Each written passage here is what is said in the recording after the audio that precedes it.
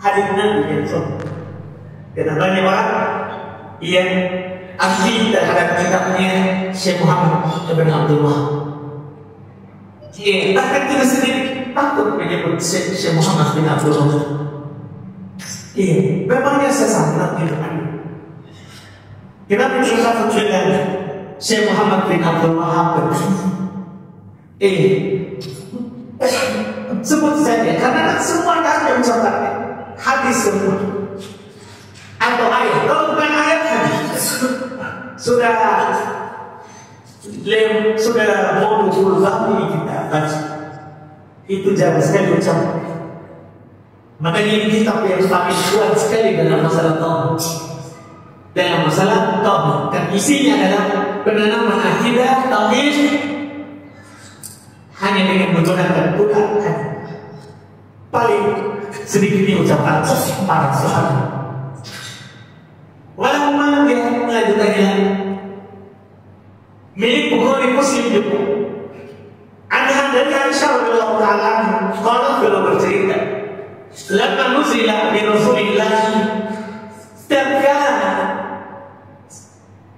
diturunkan kepada Rasulullah sallallahu alaihi wasallam, itu diturunkan kepada beliau malaikat maut."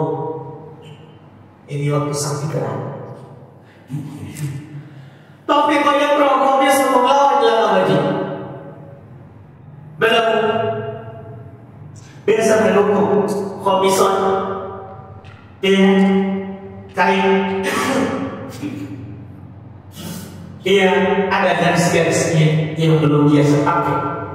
Itu menutupkan ke wajahnya. Wajah tambah pihak kesyabah. Apabila beliau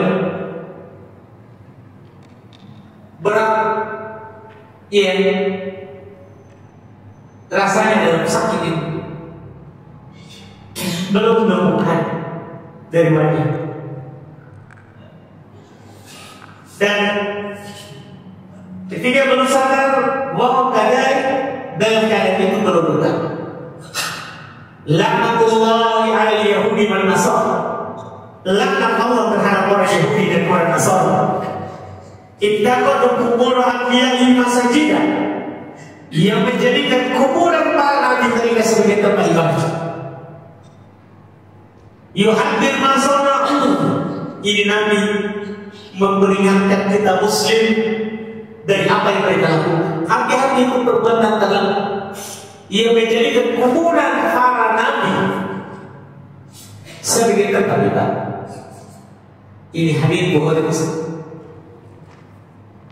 mengingatkan, memperingatkan dengan keras apa yang dilakukan. Kata Aisyah, walau dari kau beriza kubur, kalau bukan karena itu maka kuburan Nabi akan dinampakkan. Goyang kusyayun takut masjidah. Kenapa kuburan Nabi disembunyikan? Dan ini yang bikin marah orang di sana yang menyembah kuburan. Sekarang mereka disamakan Wahabi. Dia itu Wahabi di Saudi, mana kuburan Nabi dinampakkan, dia sembunyikan. Mana dia? Padahal itu sudah sesuai dengan ucapan Nabi. Karena itulah kuburan Nabi disembunyikan, tidak dinampakkan, karena dikhawatirkan akan dijadikan sebagai tempat ibadah. Sekarang saya disembunyi. Lihat ada orang yang berkeyakinan bohong. Naudzubillah, kalau kita pergi umrah setengah mati orang itu. Bagaimana kalau dikatakan sekiranya dikubur di kuburan Nabi? Disembunyikan saja sudah sembunyi. Ini Aisyah berkata, istri Nabi di kamarnya lah Nabi dikubur. Kan Nabi dikubur di kamarnya Aisyah, karena Nabi itu punya kekhususan. Dikubur di mana mereka diwakaf. Tidak boleh dipindah-pindah. Tidak boleh dipindah-pindah. Jadi Nabi menikah di pangkuan haji. Dan dikubur di kamar. Dan beliau yang menukil ini hadir. Beliau yang menukil ini hadir. La'natullahi ala Yahudi wal Nasara. laknat Allah atas Yahudi dan Nasrani. Ittakhadhu qubur anbiya'ihim masajida, ia menjadikan kuburan para nabi mereka sebagai tempat ibadah. Karena kalau tidak akan dijadikan kuburan nabi, tidak dijadikan tempat ibadah, disembunyi, tidak dinampak. Ini hadis kata beliau dikeluarkan oleh Imam Al-Bukhari dan Imam Muslim. Kita tahu lagi kata ulama Muslim juga dalam riwayat Imam Muslim. Dalam riwayat Imam Muslim, An-Jundub bin Abdullah, dari Jundub bin Abdullah beliau berkata, sami'tu Nabi sallallahu alaihi wasallam qabla an yaqul bil khams. Saya mendengar Nabi sallallahu alaihi wasallam bersabda,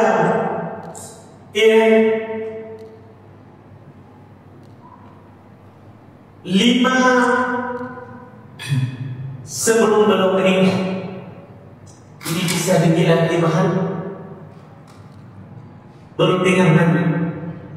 Ini Jundub bin Abdullah Al-Bajali Abu Abdillah, belum usia, termasuk yang mendengarkan ini wasiatnya Nabi.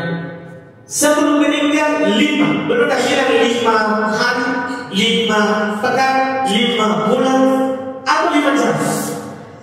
Pokoknya 5 sebelum Nabi meninggal. Ada yang mengatakan maksud beliau adalah 5 hari. Ada juga mengatakan 5 jam sebelum maut. Iya, karena Aisyah tadi bilang saat sudah turun, sakit keras itu. Tentunya ini di akhir tahun 10 Hijriah, di akhir tahun 10 Hijriah. Wa huwa yaqul, belum berkata, Nabi bersabda, inni abra'u ila Allah ayyakuna li minkum khalil, fa inna Allah qad ittakhadhani khalilan kama ittakhadha Ibrahim khalilan, wa law kuntu muntaqidan min ummati khalilan lattakhadtu Abu Bakr khalilan, ala wa inna man kana qablakum kanu yattakhiduna qubur anbiya'ihim masajidan, ala fala tattakhidul qubur masajidan fa inni anhaakum anda. Hadis sahih riwayat Muslim. Kata belum Nabi sallallahu alaihi wasallam bersabda, sungguh saya berlepas diri kepada Allah dari menjadikan salah seorang dari kalian sebagai kekasih. Karena Allah telah menjadikanku sebagai kekasih, sebagaimana Allah menjadikan Ibrahim sebagai kekasih. Sekiranya saya dibolehkan untuk mengambil kekasih dari umatku, maka saya akan menjadikan Abu Bakar sebagai kekasih. Jadi kalau ada orang mengaku dia kekasih Rasul, Nabi sudah berlepas diri dari. Kalau seandainya bisa, maka beliau akan menjadikan Abu Bakar sebagai kekasih. Tidak ada orang yang Nabi ambil sebagai kekasih. Bahkan Abu Bakar pun tidak. Karena belum bilang sekiranya saya harus mengambil kekasih orang yang saya cintai dalam kehidupan dunia ini, maka saya akan menjadikan Abu Bakar. Allah baru sekali. Allah ini Allah huruf tambaih. Maksudnya kalau kita bilang kita akan semua kepala. Nabi mentambih dulu supaya pendengar berperhatian. Ketahuilah, ubaginna man kana qablakum, sungguh orang-orang sebelum kalian kanu adalah mereka yattaqiduna qubur anbiya'ihim masajidan, menjadikan kuburan para nabi mereka sebagai tempat ibadah. Allah malah tattaqidul qubur masajidan, jangan jadikan kuburan sebagai tempat ibadah. Namun itu benar. Janganlah kalian, ini larangan haram. Janganlah kalian menjadikan kuburan sebagai tempat ibadah. Ini anhaakum an dzalik, karena sesungguhnya saya melarang kalian dari hal ini. Kalau ada orang yang mencinta Nabi pasti dia tahu. Yang itu larangan orang yang cinta. Dan ini ashabul maulid, orang-orang yang merayakan maulid. Tahu hadis ini? Kita dia cinta Nabi, cinta sekali. Satu korban telur. Kami ini, seandainya dia tahu ini hadir, dia tak akan sebab itu. Dan dia tak akan yakini ada kubur yang terang. Karena kenapa? Kekasihnya melarang. Dan kita tahu kan kalau ada yang kita cintai terus melarang kita, pasti kita tak melakukan walaupun itu boleh. Hanya bagi diri kita masing-masing. Kalau kita cinta istri kita, walaupun terkait umum atau kalau istri kita larang, pasti tak mau kita lakukan. Ya kan? Tangan kita masing-masing. Kita sebenarnya mau pergi ke batu. Istri kita larang, kesana nggak kita? Enggak. Iya, istri kita bertahan. Jangan yang satu begitu. Iya, kan sama itu semua laki-laki ini. Kan kita masih cinta istri, kecuali nggak mau hidup. Ya kan? Nggak mau sudah bosan hidup sama istri kan? Sudah laki-laki yang minum bermalas di masjid. Kan begitu maksudnya adalah orang itu kalau mencintai seorang pasti dia ikuti ucapan. Kalau dia cinta, pasti dia ikuti ucapan. Nah, bagaimana ini Nabi? Itu saja istri cinta karena dunia. Kita bisa pikir, bagaimana lagi kalau agama? Bagaimana lagi kalau agama? Nabi berkata ini, fa inni anhaakum an dzalik. Di amalnya, fala tattakhidul qubur masajidan. Jangan kalian menjadikan kuburan sebagai tempat ibadah. Fa inni anhaakum an dzalik. Sungguh saya melarang kalian dari hal itu. Jadi Nabi larang. Makanya belum berkomentar kalau bahwa ucapan dari Syekhul Islam dan Nabi pakoda nahaan di akhir hayat. Nabi dalam melarang di akhir. Tumain naulah. Kemudian belum juga melaknat bahwa siapa bikin dan belum lagi siapa mau sudah mau mati tinggal menunggu. Iya.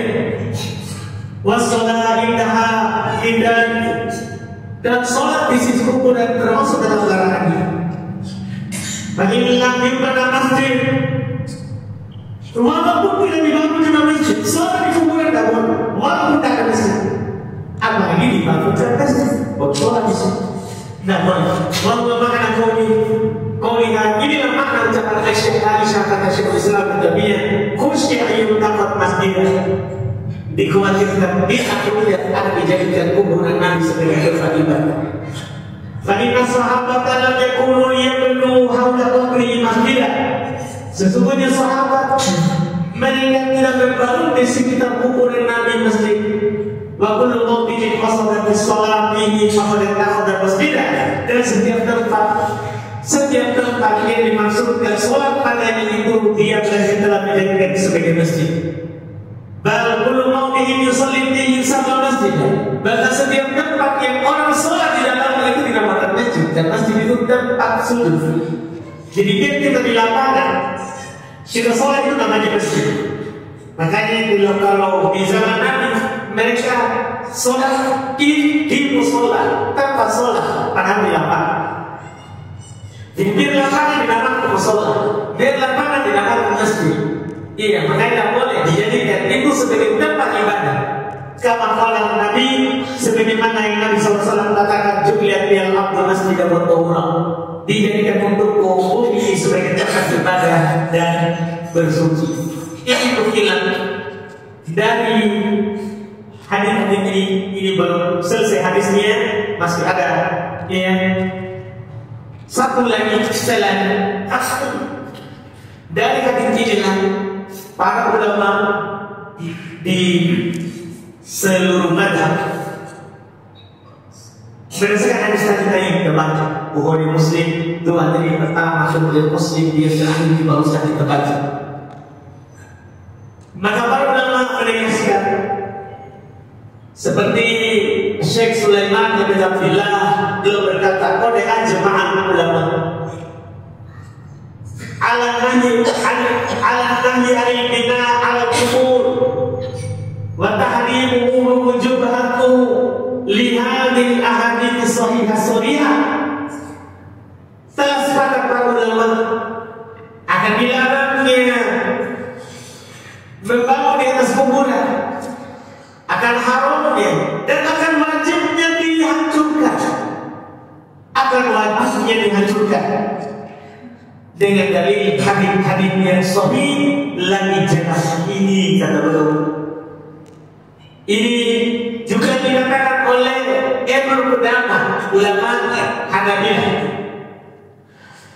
Beliau berkata, wala yajuzu ittihad al-masajid al-qubur li'anna Nabi sallallahu alaihi wasallam qala la'anallahu yahuda wan nasara ittakhadhu qubur anbiya'ihim masajida. Tidak boleh membangun masjid di kuburan karena Nabi melarang itu. Nabi bersabda, laknat Allah atas Yahudi dan Nasara yang menjadikan kuburan para nabi mereka sebagai tempat ibadah. Iya. Kemudian kalau menjelaskan alasan Ibnu Qudamah Al-Maqdisi, wali anna taksisul kubur bisolatilah yusbihu ta'zim al-asnam bisujudlah wa taqarrub ilaiha mawdu'ah. Karena dikhususkan kuburan untuk sholat di sana, atau masjid yang ada kuburannya untuk sholat di sana, itu mirip dengan orang yang membesarkan berhala untuk sujud kepada Naudzubillah dan mendekatkan diri kepada Syekhul Islam Ibnu Taimiyah. Beliau berkata, amal bina'ul masajid alal kubur, adapun membangun masjid di tempat yang ada kuburannya, pada soroha amaku ulama iftawatib dinahi anhu, maka telah jelas keumuman ulama seluruh kelompok, jadi kelompok suku, ya seluruh kelompok, seluruh madhab akan dilarangnya hal tersebut mutaba'atan lil ahadits sahih, karena mengikuti hadis sahih. Wa sharha ashabuna wa ghairuhum, dan dinyatakan dengan jelas oleh para teman-teman kami, yaitu orang Hanafilah dan selain mereka min ashabi Malik wa Syafi'i, dari pengikut Imam Malik dan pengikut Imam Syafi'i, ditahrimi akan haram. Maka beliau juga berkata, Syekhul Islam Ibnu Taimiyah, wala raiba fil qat'i bitahrimihi, dari keraguan akan memastikan keharaman membangun masjid di kubur. Dari keraguan. Ibnu Qayyim rahimahullah berkata, yajibu hadrul qubat allati 'alal qubur, wajib dirobohkan bangunan yang ada di kuburan itu, yang kubah-kubah, wajib dirobohkan. Iya, ini kata Ibnu Qayyim rahimahullah, li'annaha khususan ala ma'asiyatir rasul, karena itu dibangun di atas durhaka pada Rasul, makanya dirobohkan. Karena kita bangun itu pasti dengan durhaka pada Rasul, karena Nabi melarang bangun dia. Ini jangan bangun masjid kuburan, Nabi melarang untuk mencabut, Nabi melarang untuk menulisnya di atas kuburan. Iya, ini kuburan dibangun, apalagi dibangun, wajib kata Ibnu Qayyim untuk dirobohkan, Iya, dan juga ya para ulama Syafi'iyah sangat banyak memfatwakan akan haramnya membangun di atas kuburan. Ya, haramnya membangun di atas kuburan.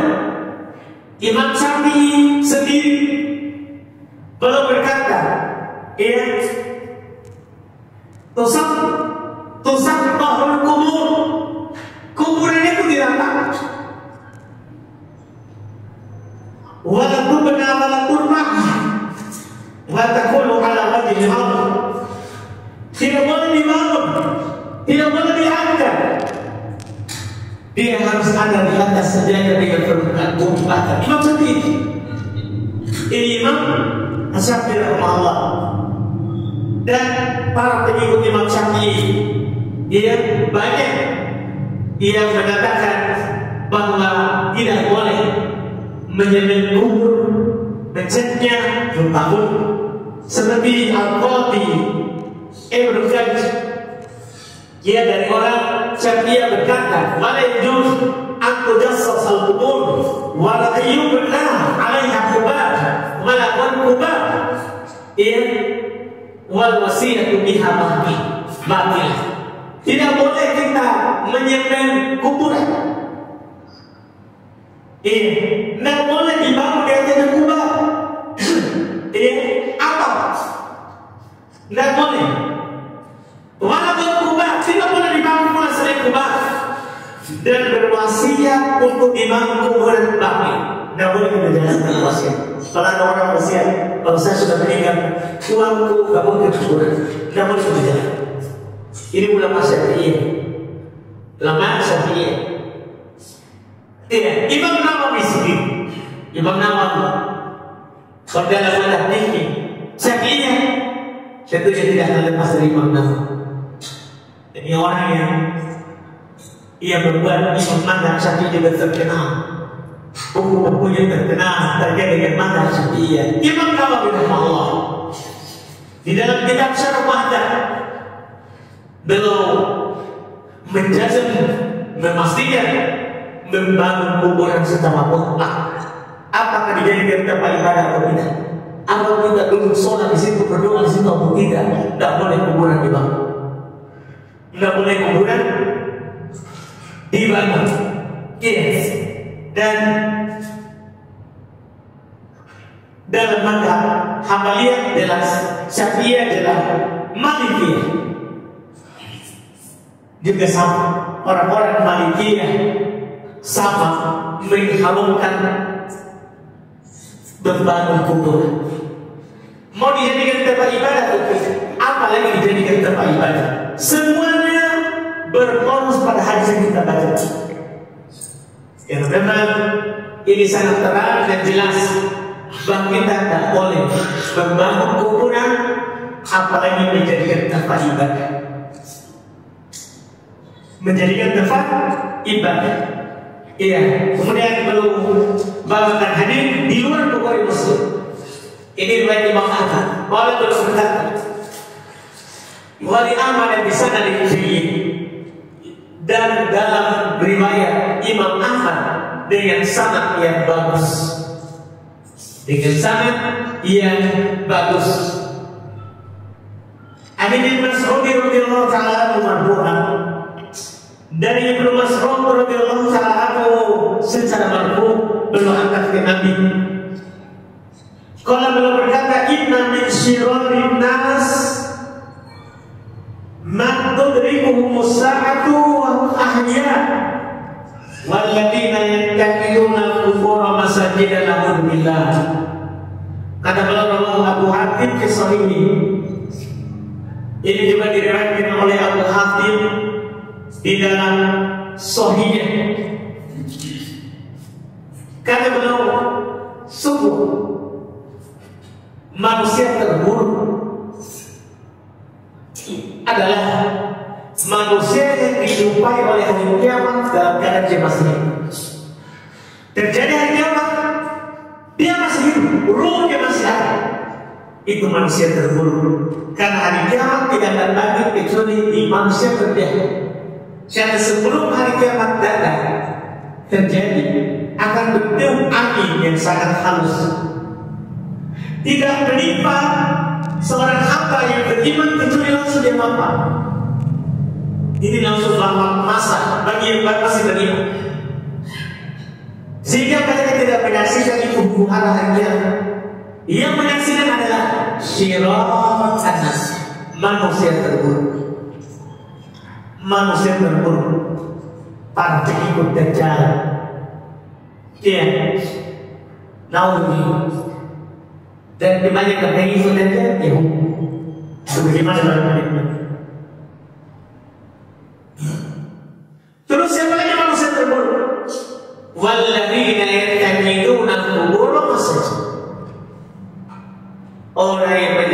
kuburan sebagai tempat ibadah. Ternyata itu manusia terburuk.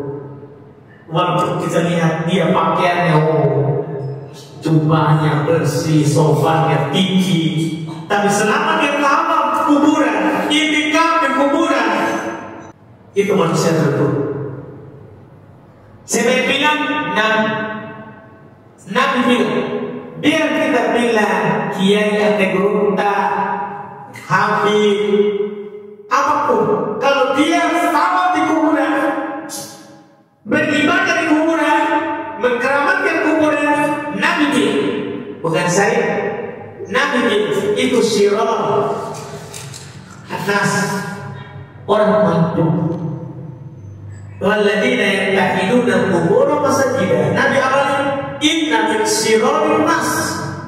Sungguh manusia terburuk adalah alladzina yattakhiduna qubur masajida. Orang yang menjadikan kuburan sebagai tempat ibadah.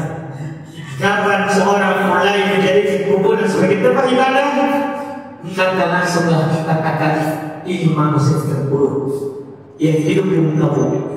Namun begitu, maka alhamdulillah tentunya, ketika Allah Subhanahu Wa Taala menyelamatkan kita dari golongan manusia terburuk, alhamdulillah tentunya Allah Subhanahu Wa Taala menyelamatkan kita dari laknat, perbuatan beribadah kepada Allah di kuburan, apalagi menyembah kuburan. Alhamdulillah kita tentunya masih tetap dijadikan oleh Allah Subhanahu Wa Taala orang-orang yang bertauhid, yang menyembah Allah Subhanahu Wa Taala, tanpa kedua-duanya dengan sesuatu apapun. Ini 4 hadis semuanya telah masuk dalam judul tadi. Sudah sesuai judul. Maja'a bil tabligh. Apa yang datang dari Nabi? Berupa tabligh, larangan keras. Bagi orang yang menyembah Allah di sisi kuburan orang soleh, walaupun menyembah Allah di sisi kuburan orang soleh, kalau itu bukan syirik, maka para ulama menyatakan itu bid'ah. Ada orang menyembelih untuk Allah, murni bismillah untuk Allah karena Allah, tapi dia pergi menyembelih di kuburan. Kalau bukan syirik, paling rendah itu bid'ah, karena Nabi tidak pernah menyembelih di kuburan. Nabi tidak pernah menyembelih di kuburan. Tapi sebenarnya ada sesuatu yang tersembunyi di situ yang bisa syirik. Kita tak di situ. Kalau memang kita ada keyakinan, kita paham itu. Kan menyembelih untuk Allah itu dimaksanya. Kita hadirkan darah. Karena yang Allah mau lihat adalah apa dalam hati yang mau menyembelih. Bukan darah yang mengalir, bukan daging yang dibagi, bukan. Ini yang tentunya patut kita perhatikan 4 hadis. Ternyata ini bukan masalah dari. Nah, bagaimana lagi larangan Nabi kalau memang disembah di kuburan? Beribadah kepada Allah saja di kuburan itu sudah keras sekali Nabi melarang. Bagaimana lagi beribadah di kuburan? Bagaimana keras larangan Nabi kita Muhammad sallallahu alaihi wasallam. Ini yang kita baca di malam hari ini. Alhamdulillah, insyaallah kita lanjut lagi nanti di bab berikutnya. Di bab berikutnya lagi insyaallah, itu bulu di kuburan orang soleh sampai menjadikannya berhala yang disembah selain Allah. Kalau ini masih menyembah Allah tapi kuburan. Yang berikutnya adalah sudah menjadikan sebagai sembah. Nah, begitu. Belum naik dari tahap pertama, tahap awal larangan berbulu, tahap kedua menyembah Allah di kuburan, tahap ketiga nanti adalah larangan menyembah kuburan. Insyaallah kita mulai di pertemuan akan datang.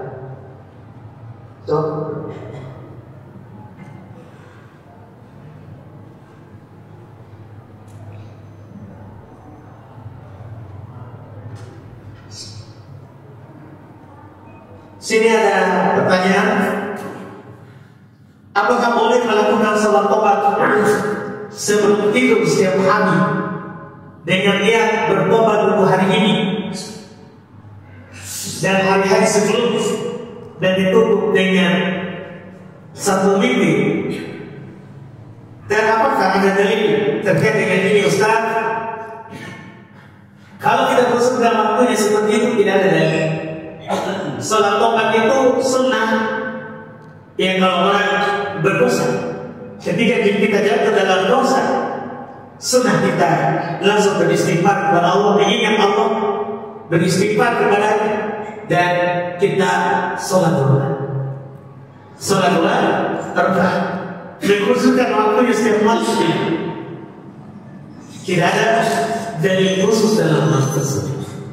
Yang ada, tidak boleh kita mengkhususkan sesuatu yang tidak ada dalil. Ada dalil tentang sholat tobat, dorongan, sunnah. Yang wajib adalah beristighfar, menyesali apa yang telah terjadi. Ada sholatnya adalah sholat sunnah, adalah sholat sunnah, dan tidak ada dikait dengan waktu. Umum hadisnya dari Nabi Sallallahu Alaihi Wasallam. Apakah memelihara jenggot berpahala? Ya pasti kan, dan tidak boleh. Jadi semua yang Nabi anjurkan perlu kita lakukan. Apakah Nabi anjurkan berupa perintah, ucapan, atau perbuatan Nabi, atau Nabi benarkan ada yang melakukan?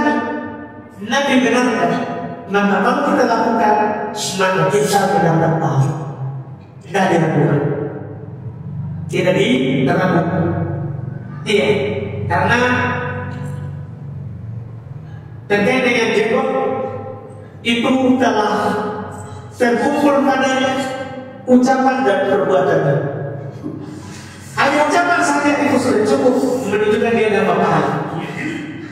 Apalagi berupa lagi perbuatan praktek dengan pasti tentunya lebih mendapat pahala, karena semua alat peraga dalam menyampaikan syariat ada. Ucapan Nabi bilang, "Ukhliha, khaliful Yahud, pelihara jenggot selisih Yahudi." Iya, karena mereka pelihara kumis, cukur jenggot. Kita selisih cukur kumis, pelihara jenggot. Kalaupun orang Yahudi juga tidak, dia juga melakukannya, maka tentunya kita memang diperintah untuk memelihara jenggot. Terus Nabi sendiri lewat perbuatan beliau memelihara jenggot. Beliau tidak pernah mencukur jenggot Nabi kita Muhammad SAW. Maka dari ucapan Nabi tadi, Nabi suruh berkira pahala, Nabi lakukan berkira pahala, berkira pahala. Atau mencukur jenggot berdosa, karena mencukur melihara jenggot wajib. Kenapa wajib? Perintah Nabi suruh. Nabi perintah, "Oh bil amal, jaga jenggot, pelihara jenggot." Perintah dan asal dalam perintah adalah wajib, bukan sunnah. Asal dalam perintah adalah wajib. Jadi hukum mencukurnya berdosa. Hukum mencukurnya adalah berdosa karena dia menyelisih Nabi, karena dia menyelisih Nabi.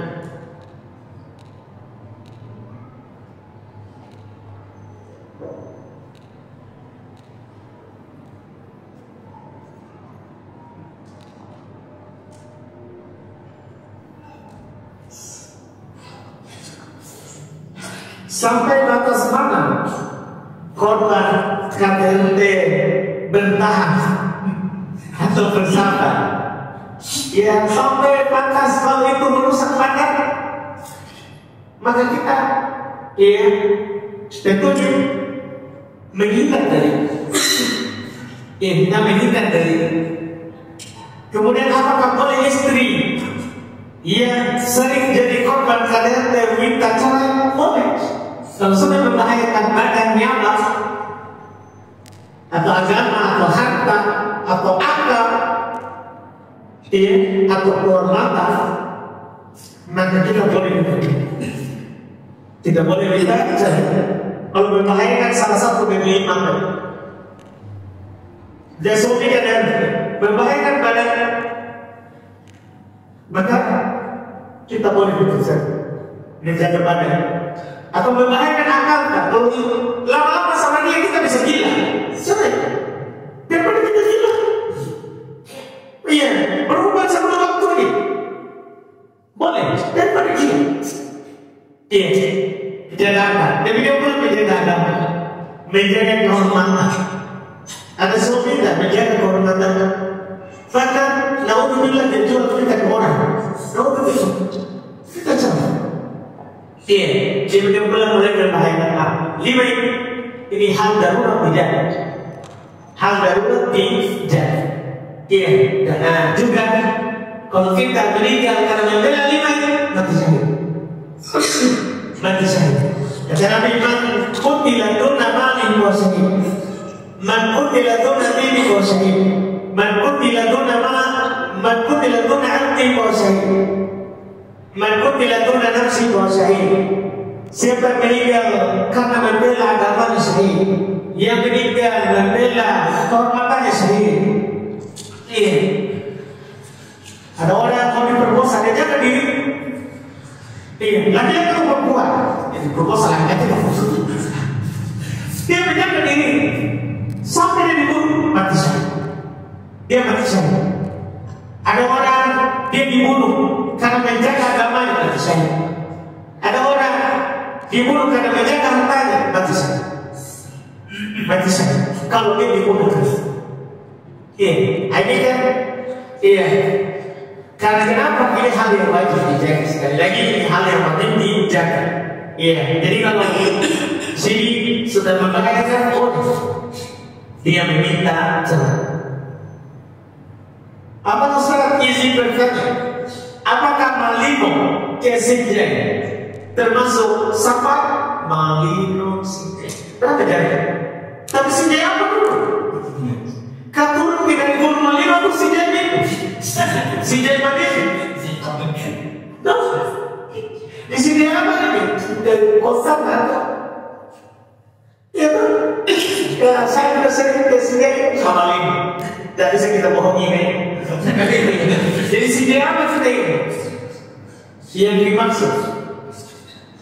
Karena kenapa perlu kata saya tanya jangan? Karena sebenarnya para ulama kalau di atas 75 kilo ke atas itu sepakat sama. Tidak ada sila pendapat. Kalau sudah 75 ke atas atau 80 kilo meter ke atas itu sudah sama. Tidak ada sila pendapat dalam sebuah mazhab. Yang mereka berselisih adalah di bawah. Di bawah itu yang mereka berselisih. Kalau mayoritas belum sampai di bawah 75 kilo. Mayoritas ulama tinggi. Tapi sebenarnya ulama tinggi berpendapat ada jarak terdekat yang bisa kita jadikan patokan bahwa di bawah 75 sudah sampai jarak yang buatnya. Yang benar itu kembali ke urut. Ini dipilih oleh penelitian. Kalau penelitian kembali ke kebiasaan masyarakat sih. Kalau dia dari Malino ke Sinjai, dia bilang saya sampai ke Sinjai. Sampai. Walaupun kurang dari 75. Dan itu pendapat kuat yang disebut oleh penelitian. Karena tidak ada sebenarnya dalil pas. Ia menerangkan bahwa harus di atas 75 baru sampai. Itu semua perkiraan. Berdasarkan yang Nabi katakan, yang mana dulu Nabi katakan sehari sabar, 2 hari sabar, 3 hari sabar, 3 hari perjalanan, sehari perjalanan sabar. Jadi hari dulu. Jadi hari itu tak pakai kilo, itu pakai perkiraan. Itu pakai perkiraan. Makanya penelitian bilang ini kembali dahulu, kembali ke kebiasaan masyarakat.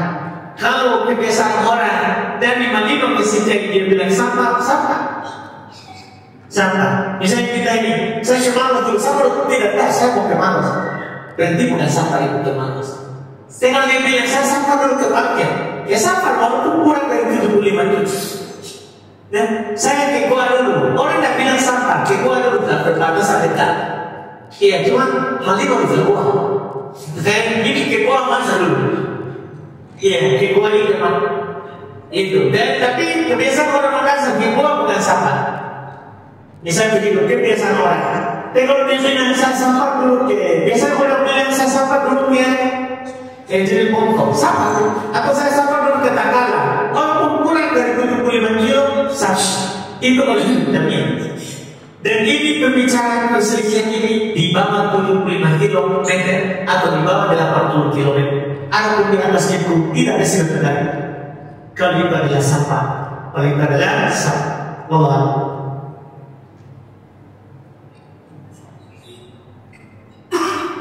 Berdosakah saya membaca Al-Quran menggunakan mushaf Al-Quran tanpa wudu?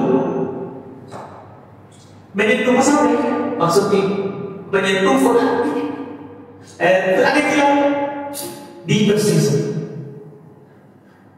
Karena masalah toharoh ketika membaca menyentuh langsung mushaf diperselisihkan oleh Allah. Sebagian ulama termasuk orang-orang Jahiliyah, mereka berpendapat tidak dipersyaratkan orang menyentuh mushaf suci dari hati. Karena tidak ada dalil yang sahih. Tidak ada dalil yang sahih. Ada dalil dari Ali bin Abi Thalib. Belum berkata karena Rasulullah SAW yusri'un al-Quran malam yang junub. Adalah Nabi SAW membacakan kepada kami Quran selama belum tidak junub. Selama belum tidak junub, tapi hadis ini doa. Hadis ini doa. Iya. Makanya mereka bilang karena tidak ada hadis, maka tidak dipersyaratkan. Kalau begitu tidak berdosa. Cuma yang aneh, ya jadi semukmin memilih tidak berdosa. Semukmin memilih tidak berdosa dan ia tidak berapa orang menyentuh mushaf tanpa wudu. Tapi mayoritas ahli fikih mengatakan tidak boleh menyentuh mushaf tanpa wudu, menyentuh langsung tanpa wudu tidak boleh. Iya, yang hadir yang sudah ini bertanya, karena orang yang mengatakan tidak mengapa, mereka bilang sebut-sebut tidak ada dalil dalam ilmu. Sekarang apa dalilnya? Dalil mayoritas adalah Quran. Allah Subhanahu wa taala berfirman la yamassuhu illa al-mutahharun. Tidak ada menyentuhnya kecuali yang suci. Cuma dibantah oleh mereka yang mengatakan seperti orang-orang lain ini kalau kita baca di ayat sebelum maksudnya malaikat. Itu konteksnya malaikat, bukan apa, bukan anak-anak. Sehingga ayat itu bagi mereka bukan dalil, karena itu konteksnya malaikat. Tidak ada menyentuhnya di kalangan atas kecuali yang suci. Itu malaikat, bukan anak cucu anak. Makanya mereka pastikan bilang tidak ada dalil. Tapi mayoritas bertanya dengan ayat itu. Pertanyaan kita adalah sisi pendalilannya di mana? Nah itu yang paling penting. Karena tidak bisa dipungkiri kalau kita baca ayat kita akan bilang ini yang Allah larang malaikat. Karena memang malaikat yang dibicarakan. Tapi yang aneh itu tadi mayoritas berpendapat dengan ayat ini tidak boleh kita menyentuh langsung Quran dalam keadaan kita tidak tohat. Berdalil dengan ayat tadi. Sisi penanya apa? Mereka bilang jika masyarakat atas yang tidak pernah bermaksiat kepada Allah tidak ada dosa, maka tidak boleh menyentuh kecuali dalam keadaan tohat. Atau masyarakat bawah sama kan terdapat isyarat. Kalau di atas tidak boleh gimana juga tidak boleh. Ada isyarat dari ayat itu dan ini cukup kuat. Apa yang dipegang oleh mayoritas ini cukup kuat karena disamakan. Kalau di atas tidak boleh gimana? Kalau di malaikat tidak boleh, maka di manusia juga tidak bohong. Ini cukup kuat sekali pendalilannya, dan ini lebih bagus insya Allah dipegang dan dilakukan. Makanya Ibnu Taimiyah memilih pendapat ini dan berkata, bagi siapa yang memang mau menyentuh Quran dalam keadaan dia tidak suci, maka dia pakai alas. Perempuan kalau lagi haid boleh dia mengaji, tapi dia buka mushaf dengan kaos tangan. Kita dilarang haji ini, menyentuh langsung ini yang dilarang. Maka kan banyak jalan keluar, banyak jalan keluar. Apalagi kita masa sekarang ini, maka kita mengaji di HP. Kan di HP kita sentuh bukan Quran, kita sentuh kita sentuh atau mengaji di terjemahan Quran, mengaji di terjemahan Quran. Yang penting bukan menyentuh mushaf. Itu pendapat dari mayoritas, dan itu yang benarnya dikuatkan oleh Syekhul Islam Ibnu Taimiyah Allah dan yang lain.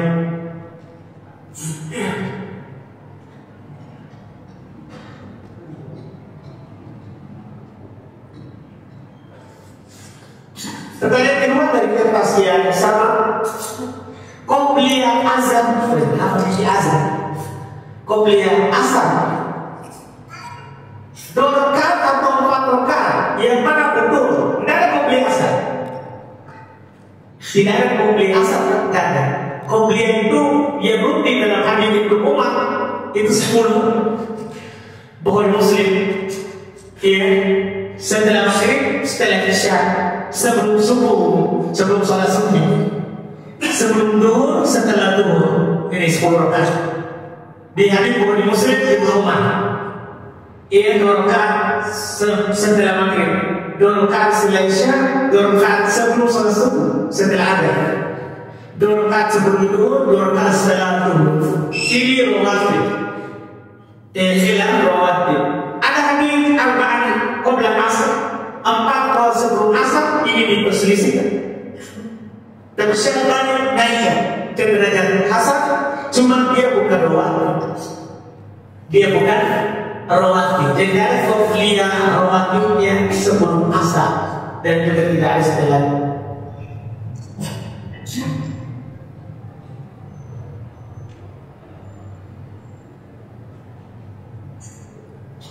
Mana yang lebih tinggi keutamaannya, beradab ataukah berilmu? Karena ada perkataan kalau adab itu penting daripada ilmu. Iya, ini yang masalah ya sebenarnya. Sebagian orang menyatakan adab lebih penting daripada ilmu. Sekarang pertanyaannya, bisa nggak kita beradab tanpa ilmu? Aisyah ketika ditanya tentang adabnya Nabi, akhlak, apa dulu jawab? Karena urut-urut, maka adalah akhlak, adab belum adalah apa? Al-Quran. Gimana cara kita beradab mensiapkan dan belajar Quran? Jadi ini tidak bertentangan sebenarnya, cuma sebagai orang yang mempertentangkan. Iya, tidak bisa kita beradab tanpa ilmu. Kalau kita bilang beradab terus kata ilmu, tak pasti bertentangan dengan Quran. Ada keluar. Ada hal-hal yang tidak dibolehkan oleh Quran, tapi karena kita berdalil dengan adab, ayo kita belajar. Karena kita menyatakan adab lebih penting dulu daripada apa? Kita belajar atas, belajar atas dulu. Iya, dan harus kita pahami adab apa yang dimaksud. Adab dalam Tuhan, adab Allah, adab makhluk. Adab bersama Allah dulu, baru adab bersama makhluk yang diciptakan. Disuruh belajar. Para ulama mengatakan kami belajar adab.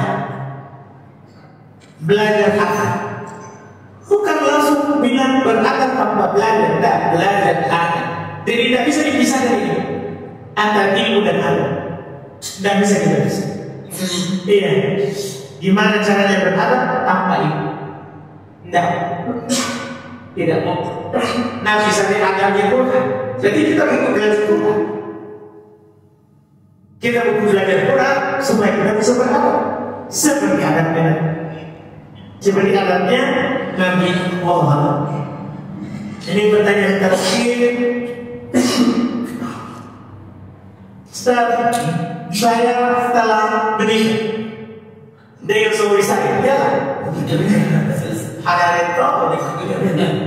Ustaz, saya telah menikah dengan suami saya selama 6 tahun.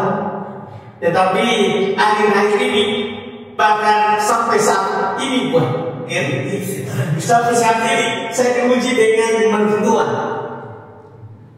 Iya, saya diuji dengan mertua.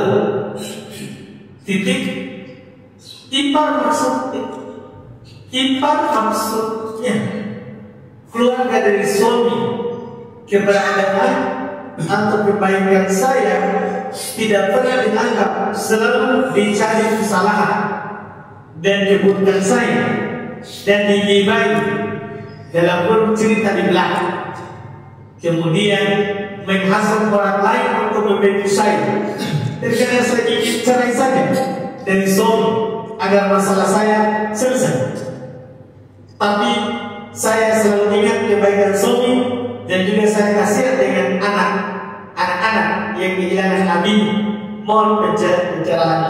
Masya Allah. Iya. Gimana? Cerai kita fokus dulu karena memang cerai bukan jalan dulu. Karena selama ruh tidak ada, kita akan diuji dengan ujian yang semisal. Mau kemana? Kita akan diuji dengan ujian semisal.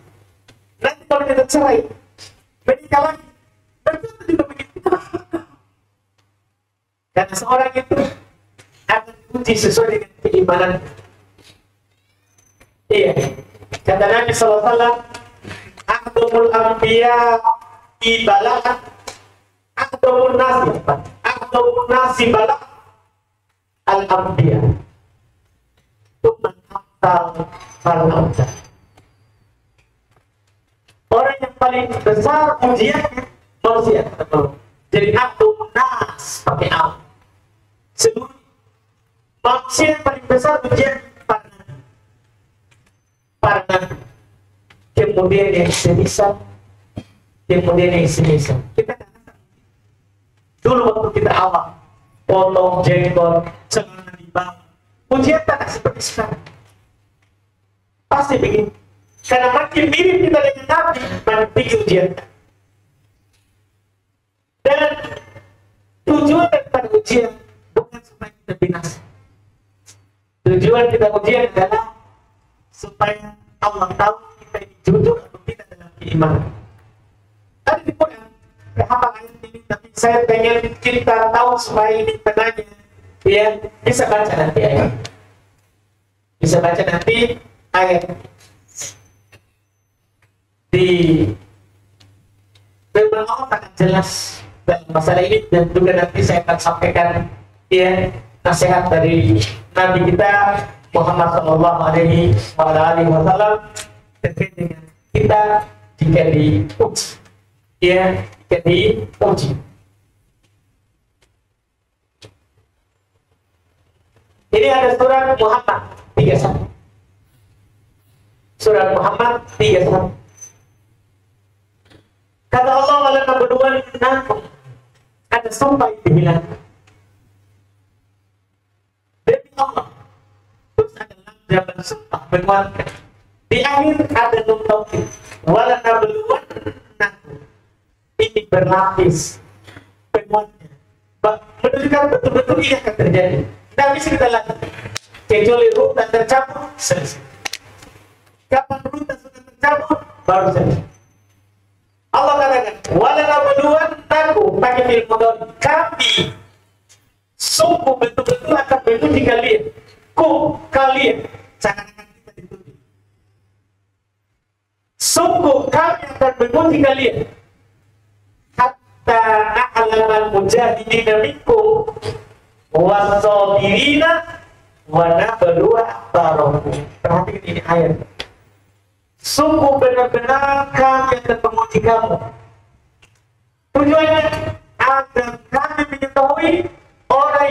bersungguh-sungguh di antara kamu satu. Apa kita memang bersungguh-sungguh menjadi hamba Allah atau kita diuji begitu? Baru diuji berdua langsung mau capai. Kita berada di ujung ini. Ini boleh kebaikan, nyaman kita rasa. Saat ada bicarakan, seakan-akan kita ini bukan hamba Allah. Tidak boleh itu terjadi. Kata Allah dengan nasi bayabudu al-haqqu. Al-haqqu. Siapa melakukan ada yang beribadah kepada Allah di ujung. Di ujung-ujung, itu terjadi. Iya. Dalam ini Allah katakan. Jadi itu tujuannya adalah agar kami mengetahui orang-orang bersungguh-sungguh di antara kamu. Itu satu. Yang kedua, wassobiri. Agar kami mengetahui siapa yang bersabar di antara kalian. Iya, kita diuji dengan berdua begitu. Diuji dengan ipar juga seperti itu. Ujian itu. Iya. Supaya diketahui kita sabar atau tidak. Wana berdua barukum kata Allah, dan kami akan menguji ya. Setelah itu untuk menyatakan baik atau buruknya akbarukum, akmal kalian. Jadi setelah tadi ujian untuk menghitung keadaan kamu itu orang baik atau orang tidak baik. Iya, jadi kita akan diuji terus. Sabar saja. Sabar saja. Itu hanyalah hari-hari yang akan berlalu. Bukan kita berdoakan berbuat makin cepat. Tapi ya, tidak mungkin berbuat akan hidup lama, itu tidak mungkin. Iya, tidak mungkin. Sabar saja. Sabar saja. Saat itu, itulah di situ nanti letak pahala yang di sisi Allah yang akan diberikan di sisi Allah Subhanahu wa Ta'ala. Dan Nabi juga pernah menasihati seorang perempuan. Nabi berkata kepadanya, sebenarnya awalnya Nabi berkata kepadanya, istri makasih. Itu dia lagi menimpa musibah. Nabi berkata kepadanya, sabar dan harapkanlah pahala di sisi Allah. Cuma karena perempuan itu lagi sedih dan tak tahu kalau Nabi yang menasihati itu, dia bilang, alaika anti, pergi dari itu, begitu kasar. Pergi dari itu. Ketika mendengar ucapan Nabi pergi juga, Nabi tak paksa. Karena tugas kita hanya menasihati. Setelah itu dia dikasih tahu berbicara dengan Nabi. Maka dia datang kepada Nabi minta maaf atas tadi perbuatan itu, dinasihati sabar mati. Menyuruh Nabi pergi dari itu. Tapi dia dimaafkan karena tidak tahu. Setelah itu kami menasihati dia, dan ini kita jadikan penutup kita ini, nasihat saudari kita ini. Nabi bilang kepadanya, tadi seorang perempuan, innama sabru inda sadamatil ula. Kesabaran itu di tekanan awal. Jadi kalau sekarang kita mampu bersabar di awal ini, kita akan dinilai berhasil. Tapi kalau tidak bersabar karena itu minta cerai, apakah kita jamin bahwa nanti kalau kita dapat mertua tidak seperti itu? Kecuali kita tidak ada mertua, misalnya kita pergi menikah dengan laki tidak ada bapak ibunya.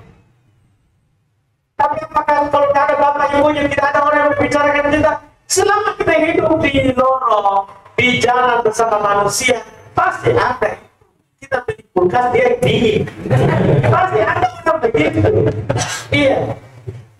Tidak bisa itu. Kalau tidak mau silakan pergi tinggal di gunung, sama juga banyak juga ngomong terus.